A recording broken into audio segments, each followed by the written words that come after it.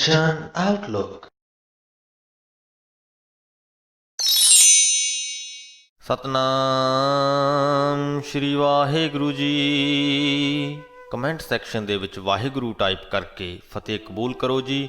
ਵਾਹਿਗੁਰੂ ਜੀ ਕਾ ਖਾਲਸਾ, ਵਾਹਿਗੁਰੂ ਜੀ ਕੀ ਫਤਿਹ। ਤੁਸੀਂ ਆਪਣੇ ਸੁਝਾਅ ਅਤੇ ਸਵਾਲ ਵੀ ਕਮੈਂਟ ਕਰ ਸਕਦੇ ਹੋ। ਤੁਹਾਡੇ ਸੁਝਾਵਾਂ ਦੇ ਉੱਤੇ ਕੰਮ ਕਰਨ ਦੀ ਅਤੇ ਤੁਹਾਡੇ ਸਵਾਲਾਂ ਦੇ ਛੇਤੀ ਤੋਂ ਛੇਤੀ ਜਵਾਬ ਦੇਣ ਦੀ ਪੂਰੀ ਕੋਸ਼ਿਸ਼ ਕੀਤੀ ਜਾਏਗੀ। ਹੁਣ ਸ੍ਰੀ ਗੁਰੂ ਗ੍ਰੰਥ ਸਾਹਿਬ ਜੀ ਦੇ 167ਵੇਂ ਅੰਗ ਦੀ ਬਾਣੀ ਦੀ ਵਿਆਖਿਆ ਕਰਦੇ ਹਾਂ ਜੀ। ਗੌੜੀ ਬੈਰਾਗਣ ਮਹਿਲਾ ਚੌਥਾ। ਹਮਰਾ ਮਨ ਚਿੱਤ ਹਰ ਆਸ ਨਿਤ, ਕਿਉਂ ਦੇਖਾ ਹਰ ਦਰਸ ਤੁਮਾਰਾ। ਕਹਿੰਦੇ ਮੇਰੇ ਮਨ ਦੇ ਵਿੱਚ, ਮੇਰੇ ਚਿੱਤ ਦੇ ਵਿੱਚ ਹਰ ਰੋਜ਼ ਇਹ ਆਸ ਹੁੰਦੀ ਹੈ ਕਿ ਮੈਨੂੰ ਤੇਰਾ ਦਰਸ਼ਨ ਕਿਸ ਦਿਨ ਪ੍ਰਾਪਤ ਹੋਵੇਗਾ। ਜਿਨ ਪ੍ਰੀਤ ਲਾਈ ਸੋ ਜਾਣਤਾ, ਹਮਰਾ ਮਨ ਚਿੱਤ ਹਰ ਬਹੁਤ ਪਿਆਰਾ। ਜਿਹੜੇ ਪ੍ਰਮਾਤਮਾ ਨੇ ਮੇਰੇ ਮਨ ਦੇ ਅੰਦਰ ਇਹ ਆਸ ਜਗਾਈ ਹੈ, ਇਹ ਪ੍ਰੀਤ ਪੈਦਾ ਕੀਤੀ ਹੈ, ਉਹੀ ਜਾਣਦਾ ਹੈ ਕਿ ਮੇਰੇ ਮਨ ਵਿੱਚ ਉਹ ਪ੍ਰਮਾਤਮਾ, ਉਹ ਹਰੀ ਬੜਾ ਹੀ ਪਿਆਰਾ ਲੱਗਦਾ ਹੈ। ਹਉ ਕੁਰਬਾਨੀ ਗੁਰ ਆਪਣੇ, ਜਿਨ ਵਿਛੜਿਆ ਮੇਲਿਆ ਮੇਰਾ ਸਿਰਜਣਹਾਰਾ। ਕਹਿੰਦੇ ਮੈਂ ਆਪਣੇ ਗੁਰੂ ਤੋਂ ਕੁਰਬਾਨ ਜਾਂਦਾ ਹਾਂ, ਜਿਨੇ ਮੈਨੂੰ ਮੇਰੇ ਸਿਰਜਣਹਾਰ ਪ੍ਰਮਾਤਮਾ ਦੇ ਨਾਲ, ਜਿਹਦੇ ਤੋਂ ਕਿ ਮੈਂ ਵਿਛੜਿਆ ਹੋਇਆ ਸੀ, ਉਹਦੇ ਨਾਲ ਮੇਰਾ ਮਿਲਾਪ ਕਰਵਾ ਦਿੱਤਾ। ਮੇਰੇ ਰਾਮ ਹਮ ਪਾਪੀ ਸਰਨ ਪਰੇ ਹਰ ਦੁਆਰ, ਮਤ ਨਿਰਗੁਣ ਹਮ ਮੇਲਾ ਕਬਹੂ ਆਪਣੀ ਕਿਰਪਾ ਧਾਰ ਰਹਾਓ। ਕਹਿੰਦੇ ਹੇ ਮੇਰੇ ਰਾਮ, ਅਸੀਂ ਪਾਪੀ ਹਾਂ, ਤੇਰੀ ਸ਼ਰਨ ਦੇ ਵਿੱਚ ਆ ਗਏ ਹਾਂ, ਤੇਰੇ ਦਰ ਦੇ ਉੱਤੇ ਆ ਡਿੱਗੇ ਹਾਂ, ਇਸ ਆਸ ਦੇ ਵਿੱਚ ਕਿ ਮੇਰੇ ਉੱਪਰ ਤੇਰੀ ਕਿਰਪਾ ਹੋਏਗੀ ਤੇ ਇਸ ਨਿਰਗੁਣ ਨੂੰ ਤੂੰ ਆਪਣੇ ਚਰਨਾਂ ਦੇ ਨਾਲ ਜੋੜ ਲਏਗਾ। ਹਮਰੇ ਅਵਗੁਣ ਬਹੁਤ ਬਹੁਤ ਹੈ, ਬਹੁ ਬਾਰ ਬਾਰ ਹਰ ਗਣਤ ਨਾ ਆਵੈ। ਕਹਿੰਦੇ ਮੇਰੇ ਵਿੱਚ ਬੜੇ ਹੀ ਔਗਣ ਹਨ ਤੇ ਉਹ ਔਗਣ, ਉਹ ਗਲਤੀਆਂ ਮੈਂ ਬਾਰ-ਬਾਰ ਕਰਦਾ ਹਾਂ, ਉਹਨਾਂ ਦੀ ਗਿਣਤੀ ਨਹੀਂ ਆਉਂਦੀ। ਇੰਨੇ ਔਗਣ ਮੇਰੇ ਵਿੱਚ ਭਰੇ ਹੋਏ ਨੇ। ਤੂੰ ਗੁਣਵੰਤਾ ਹਰ ਹਾਰ ਦਿਆਲ, ਹਰ ਆਪੇ ਬਖਸ਼ ਲੈ ਹੈ ਹਰ ਭਾਵੈ।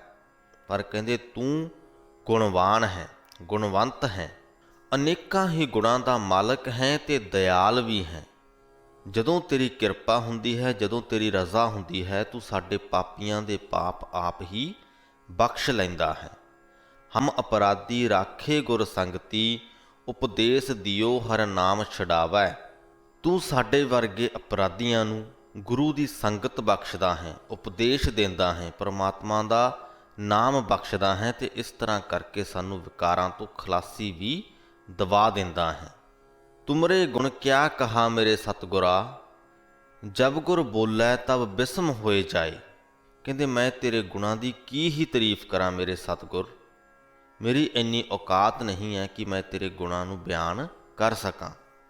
ਜਿਉਂ-ਜਿਉਂ ਮੇਰਾ ਗੁਰੂ ਬੋਲਦਾ ਹੈ, ਤਿਵੇਂ-ਤਿਵੇਂ ਹੀ ਮੈਂ ਬਿਸਮ ਹੁੰਦਾ ਜਾਂਦਾ ਹਾਂ। ਬਿਸਮ ਤੋਂ ਭਾਵ ਅਸਚਰਜਤਾ ਵਾਲੀ ਆਤਮਿਕ ਸਥਿਤੀ ਹੋ ਜਾਣੀ। ਹਮ ਜੈਸੇ ਅਪਰਾਧੀ ਅਬਰ ਕੋਈ ਰਾਖੈ, ਜੈਸੇ ਹਮ ਸਤਿਗੁਰ ਰਾਖ ਲੀਏ ਛਡਾਏ। ਕਹਿੰਦੇ ਸਾਡੇ ਵਰਗੇ ਅਪਰਾਧੀਆਂ ਨੂੰ ਹੋਰ ਕੌਣ ਬਖਸ਼ ਸਕਦਾ ਹੈ, ਕੌਣ ਰੱਖ ਸਕਦਾ ਹੈ, ਜਿਵੇਂ ਕਿ ਸਾਡੇ ਸਤਿਗੁਰੂ ਜੀ ਨੇ ਸਾਨੂੰ ਹੱਥ ਦੇ ਕੇ ਬਚਾਇਆ ਹੋਇਆ ਹੈ, ਵਿਕਾਰਾਂ ਤੋਂ ਛੁਟਕਾਰਾ ਦਿਵਾਇਆ ਹੋਇਆ ਹੈ। ਉਸ ਪ੍ਰਕਾਰ ਸਾਨੂੰ ਅਪਰਾਧੀਆਂ ਨੂੰ ਹੋਰ ਕੌਣ ਰੱਖ ਸਕਦਾ ਹੈ। ਤੂੰ ਗੁਰ ਪਿਤਾ, ਤੂੰ ਹੈ ਗੁਰ ਮਾਤਾ, ਤੂੰ ਗੁਰ ਬੰਦਪ ਮੇਰਾ ਸਖਾ ਸਖਾਏ।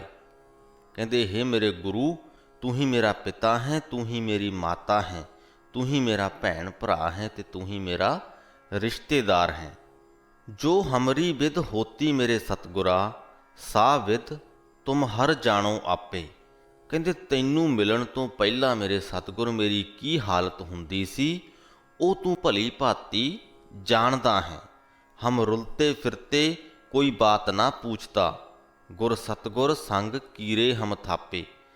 ਕਹਿੰਦੇ ਮੇਰੀ ਔਕਾਤ ਇੱਕ ਕੀੜੇ ਵਰਗੀ ਸੀ, ਮੈਂ ਰੁਲਦਾ ਫਿਰਦਾ ਸੀ, ਮੇਰੀ ਕੋਈ ਬਾਤ ਨਹੀਂ ਪੁੱਛਦਾ ਸੀ ਤੇ ਸਤਿਗੁਰੂ ਜੀ ਤੁਸੀਂ ਮੈਨੂੰ ਮਿਲੇ ਤੇ ਤੁਸੀਂ ਇਸ ਕੀੜੇ ਨੂੰ ਥਾਪ ਦਿੱਤਾ, ਭਾਵ ਕਿ ਆਪਣੇ ਚਰਨਾਂ ਦੇ ਨਾਲ ਜੋੜ ਕੇ ਇਸ ਕੀੜੇ ਨੂੰ ਤੁਸੀਂ ਬਹੁਤ ਵਡਿਆਈ ਬਖਸ਼ੀ ਹੈ।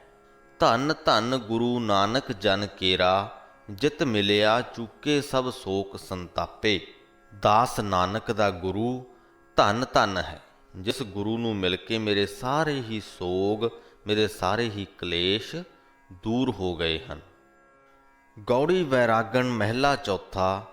ਕੰਚਨ ਨਾਰੀ ਮਹਿ ਜਿਉ ਲੁਭਤ ਹੈ, ਮੋਹ ਮੀਠਾ ਮਾਇਆ, ਘਰ ਮੰਦਰ ਘੋੜੇ ਖੁਸ਼ੀ, ਮਨ ਅਨ ਰਸ ਲਾਇਆ। ਕਹਿੰਦੇ ਮੇਰੀ ਜੋ ਜਿੰਦ ਹੈ ਉਹ ਸੋਨੇ ਦੇ ਮੋਹ ਦੇ ਵਿੱਚ, ਇਸਤਰੀ ਦੇ ਮੋਹ ਦੇ ਵਿੱਚ, ਮਾਇਆ ਦੇ ਮੋਹ ਦੇ ਵਿੱਚ ਫਸੀ ਹੋਈ ਹੈ। ਮਾਇਆ ਦਾ ਇਹ ਮੋਹ ਜੋ ਹੈ ਮੈਨੂੰ ਬੜਾ ਹੀ ਮਿੱਠਾ ਲੱਗਦਾ ਹੈ। ਸੋਹਣੇ ਪੱਕੇ ਘਰ, ਮਹਿਲ, ਮੰਦਰ, ਘੋੜੇ, ਇਹ ਸਾਰੀਆਂ ਹੀ ਚੀਜ਼ਾਂ ਮੈਨੂੰ ਖੁਸ਼ੀ ਬਖਸ਼ਦੀਆਂ ਨੇ। ਮੇਰੇ ਮਨ ਨੂੰ ਅਨੇਕਾਂ ਹੀ ਰਸ ਲੱਗੇ ਹੋਏ ਨੇ, ਅਨੇਕਾਂ ਹੀ ਰਸਾਂ ਦਾ ਸਵਾਦ ਮੈਨੂੰ ਪਿਆ ਹੋਇਆ ਹੈ। ਹਰ ਪ੍ਰਭ ਚਿਤ ਨਾ ਆਵਈ, ਕਿਉ ਛੂਟਾ ਮੇਰੇ ਹਰ ਰਾਇਆ। ਹੁਣ ਜਦੋਂ ਮਨ ਦੇ ਵਿੱਚ ਇੰਨੇ ਜ਼ਿਆਦਾ ਰਸਾਂ ਦਾ ਸਵਾਦ ਲੱਗਿਆ ਹੋਇਆ ਹੈ ਤੇ ਪ੍ਰਮਾਤਮਾ ਦੇ ਲਈ ਜਗ੍ਹਾ ਕਿੱਥੇ ਬਚੀ ਹੈ। ਇਹੀ ਗੱਲ ਗੁਰੂ ਜੀ ਕਹਿੰਦੇ ਪਏ ਨੇ। ਕਹਿੰਦੇ ਹਰ ਪ੍ਰਭ ਚਿਤ ਨਾ ਆਵਈ, ਕਿ ਮੇਰੇ ਮਨ ਦੇ ਵਿੱਚ ਇੰਨੇ ਸਵਾਦ ਲੱਗੇ ਹੈ ਕਿ ਪ੍ਰਮਾਤਮਾ ਮੈਨੂੰ ਚੇਤੇ ਹੀ ਨਹੀਂ ਆਉਂਦਾ। ਪਰ ਹੇ ਮੇਰੇ ਹਰੀ ਰਾਏ, ਹੇ ਮੇਰੇ ਗੁਰੂ, ਮੈਨੂੰ ਇਹ ਦੱਸ ਕਿ ਮੈਂ ਇਹਨਾਂ ਚੀਜ਼ਾਂ ਤੋਂ, ਇਹਨਾਂ ਸਵਾਦਾਂ ਤੋਂ ਆਪਣੇ ਮਨ ਨੂੰ ਕਿਵੇਂ ਛਡਾਵਾਂ। ਮੇਰੇ ਰਾਮ ਇਹ ਨੀਚ ਕਰਮ ਹਰ ਮੇਰੇ, ਗੁਣਵੰਤਾ ਹਰ ਹਰ ਦਿਆਲ, ਕਰ ਕਿਰਪਾ ਬਖਸ਼ ਅਵਗਣ ਸਭ ਮੇਰੇ ਰਹਾਉ। ਹੇ ਮੇਰੇ ਰਾਮ, ਇਹ ਜੋ ਮੇਰੇ ਮਨ ਨੂੰ ਸਵਾਦ ਲੱਗੇ ਹੋਏ ਨੇ, ਮੈਨੂੰ ਇਸ ਗੱਲ ਦਾ ਅਹਿਸਾਸ ਹੈ ਕਿ ਇਹ ਮੇਰੇ ਨੀਚ ਕਰਮ ਨੇ। ਪਰ ਤੂੰ ਗੁਣਵੰਤ ਹੈ, ਤੂੰ ਦਇਆਲ ਹੈ, ਮੇਰੇ ਤੇ ਕਿਰਪਾ ਕਰ, ਮੈਨੂੰ ਬਖਸ਼ਿਸ਼ ਦੇ ਕਿ ਮੇਰੇ ਇਹ ਸਾਰੇ ਅਵਗੁਣ ਦੂਰ ਹੋ ਜਾਣ ਤੇ ਪ੍ਰਮਾਤਮਾ ਮੇਰੇ ਚਿੱਤ ਦੇ ਵਿੱਚ ਆ ਵਸੇ। ਵਿਕਾਰਾਂ ਤੋਂ ਛੁਟਕਾਰਾ ਪਾਉਣ ਦੀ ਤੇ ਪ੍ਰਮਾਤਮਾ ਦੇ ਨਾਲ ਸਾਂਝ ਪਾਉਣ ਦੀ ਪਹਿਲੀ ਪੌੜੀ ਹੀ ਇਹ ਹੈ ਕਿ ਤੁਸੀਂ ਇਸ ਗੱਲ ਦਾ ਅਹਿਸਾਸ ਕਰੋ ਕਿ ਤੁਹਾਡੇ ਅੰਦਰ ਬਹੁਤ ਸਾਰੇ ਵਿਕਾਰ ਭਰੇ ਹੋਏ ਨੇ। ਜੇ ਪ੍ਰਮਾਤਮਾ ਦੀ ਕਿਰਪਾ ਦੇ ਨਾਲ ਤੁਸੀਂ ਵਿਕਾਰਾਂ ਤੋਂ ਬਚੇ ਹੋਏ ਹੋ ਤਾਂ ਬਹੁਤ ਵਧੀਆ ਗੱਲ ਹੈ। ਪਰ ਜੇਕਰ ਤੁਹਾਡੇ ਅੰਦਰ ਵਿਕਾਰ ਹਨ ਤਾਂ ਉਸ ਗੱਲ ਦਾ ਅਹਿਸਾਸ ਤੁਹਾਨੂੰ ਹੋਣਾ ਚਾਹੀਦਾ ਹੈ। ਜਦ ਤੱਕ ਤੁਹਾਨੂੰ ਇਹ ਕਹਿ ਲਈਏ ਕਿ ਜਦ ਤੱਕ ਸਾਨੂੰ ਇਹੀ ਨਹੀਂ ਪਤਾ ਕਿ ਸਾਨੂੰ ਕੋਈ ਬਿਮਾਰੀ ਲੱਗੀ ਹੈ ਤਾਂ ਉਹਦਾ ਅਸੀਂ ਇਲਾਜ ਕਿਵੇਂ ਕਰਾਂਗੇ। ਸੋ ਇਹ ਵਿਕਾਰ ਜਿਹੜੇ ਨੇ ਇਹ ਵੀ ਬਿਮਾਰੀ ਦੇ ਵਰਗੇ ਨੇ। ਜਦ ਤੱਕ ਅਸੀਂ ਇਸ ਗੱਲ ਦਾ ਅਹਿਸਾਸ ਨਹੀਂ ਕਰਾਂਗੇ ਕਿ ਸਾਡੇ ਅੰਦਰ ਵਿਕਾਰ ਹਨ, ਉਦੋਂ ਤੱਕ ਉਹਨਾਂ ਨੂੰ ਦੂਰ ਕਰਨ ਦਾ ਅਸੀਂ ਉਪਰਾਲਾ ਵੀ ਨਹੀਂ ਕਰ ਪਾਵਾਂਗੇ। ਇਸੇ ਲਈ ਮੈਂ ਹਮੇਸ਼ਾ ਕਹਿਣਾ ਹੁੰਦਾ ਕਿ ਆਪਣੇ ਅੰਦਰ ਝਾਤੀ ਮਾਰਿਆ ਕਰੋ, ਆਪਣੇ ਆਪ ਨਾਲ ਰਾਬਤਾ ਸਾਂਝਾ ਕਰਿਆ ਕਰੋ, ਆਪਣੇ ਆਪ ਨੂੰ ਜਾਣਨ ਦੀ ਕੋਸ਼ਿਸ਼ ਕਰਿਆ ਕਰੋ ਕਿ ਕੀ ਤੁਹਾਡੇ ਵਿੱਚ ਕੋਈ ਗੁਣ ਹਨ ਤੇ ਕੀ ਔਗਣ ਹਨ। ਜਿਹੜੇ ਗੁਣ ਹਨ ਉਹਨਾਂ ਨੂੰ ਲੈ ਕੇ ਕਦੇ ਮਾਣ ਨਹੀਂ ਕਰਨਾ ਤੇ ਜਿਹੜੇ ਔਗਣ ਹਨ ਉਹਨਾਂ ਨੂੰ ਪਛਾਣ ਕੇ ਉਹਨਾਂ ਨੂੰ ਦੂਰ ਕਰਨਾ ਹੈ।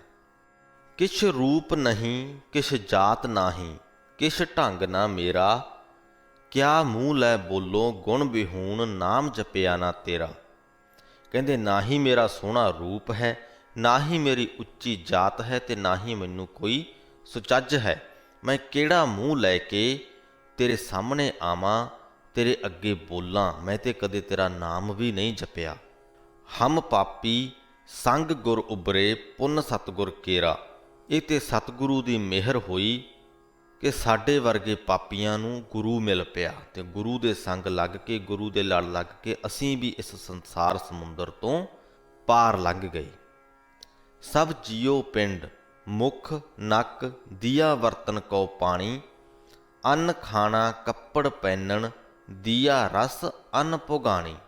ਕਹਿੰਦੇ ਹੇ ਪ੍ਰਮਾਤਮਾ, ਤੂੰ ਮੈਨੂੰ ਇਹ ਜਿੰਦ ਬਖਸ਼ੀ ਹੈ, ਇਹ ਸਰੀਰ ਬਖਸ਼ਿਆ ਹੈ, ਮੁਖ ਬਖਸ਼ਿਆ ਹੈ, ਨੱਕ ਬਖਸ਼ਿਆ ਹੈ, ਵਰਤਣ ਦੇ ਲਈ ਪਾਣੀ ਬਖਸ਼ਿਆ ਹੈ, ਖਾਣ ਦੇ ਲਈ ਅੰਨ ਬਖਸ਼ਿਆ ਹੈ, ਪਹਿਨਣ ਦੇ ਲਈ ਕੱਪੜੇ ਬਖਸ਼ੇ ਹਨ ਤੇ ਹੋਰ ਵੀ ਅਨੇਕਾਂ ਹੀ ਰਸ ਮਾਨਣ ਦੇ ਲਈ ਮੈਨੂੰ ਬਖਸ਼ੇ ਹੋਏ ਹਨ। ਜਿਨ ਦੀਏ ਸੋ ਚਿਤ ਨਾ ਆਵਈ, ਪਸ਼ੂ ਹਉ ਕਰ ਜਾਣੀ। ਪਰ ਫਿਰ ਵੀ ਜਿਹੜੇ ਪ੍ਰਮਾਤਮਾ ਨੇ ਮੈਨੂੰ ਇਹ ਸਾਰਾ ਕੁਝ ਬਖਸ਼ਿਆ ਹੈ ਉਹ ਮੇਰੇ ਚਿੱਤ ਦੇ ਵਿੱਚ ਨਹੀਂ ਆਉਂਦਾ, ਉਹ ਮੇਰੇ ਚਿੱਤ ਚੇਤੇ ਵੀ ਨਹੀਂ ਹੈ। ਮੇਰੀ ਬਿਰਤੀ ਪਸ਼ੂਆਂ ਵਰਗੀ ਹੋ ਗਈ ਹੈ ਕਿ ਮੈਂ ਆਪਣੇ ਆਪ ਨੂੰ ਹੀ ਵੱਡਾ ਕਰਕੇ ਜਾਣਦਾ ਹਾਂ।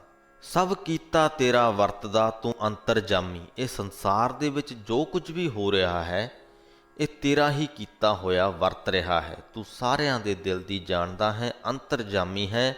ਹਮ ਜੰਤ ਵਿਚਾਰੇ ਕਿਆ ਕਰੈ, ਸਭ ਖੇਲ ਤੁਮ ਸੁਆਮੀ।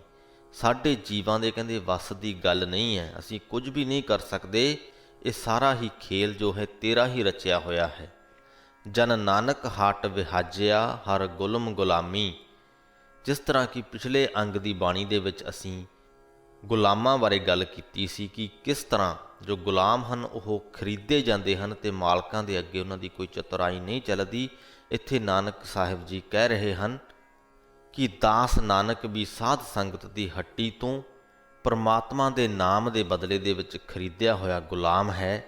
ਉਹ ਤੇਰੇ ਗੁਲਾਮਾਂ ਦਾ ਵੀ ਗੁਲਾਮ ਹੈ। ਇਸ ਪੰਕਤੀ ਦੇ ਰਾਹੀਂ ਗੁਰੂ ਜੀ ਆਪਣੇ ਆਪ ਨੂੰ ਨੀਵਾਂ ਕਰ ਰਹੇ ਹਨ। ਉਹ ਇਹ ਦਿਖਾ ਰਹੇ ਹਨ ਕਿ ਮੈਂ ਬਹੁਤ ਨੀਵਾਂ ਹਾਂ ਅਤੇ ਇਹ ਇੱਕ ਬਹੁਤ ਵੱਡੀ ਗੱਲ ਹੈ। ਜਿੰਨਾ ਅਸੀਂ ਆਪਣੇ ਆਪ ਨੂੰ ਨੀਵਾਂ ਸਮਝਾਂਗੇ ਉਨੇ ਹੀ ਅਸੀਂ ਹੰਕਾਰ ਤੋਂ ਦੂਰ ਰਵਾਂਗੇ।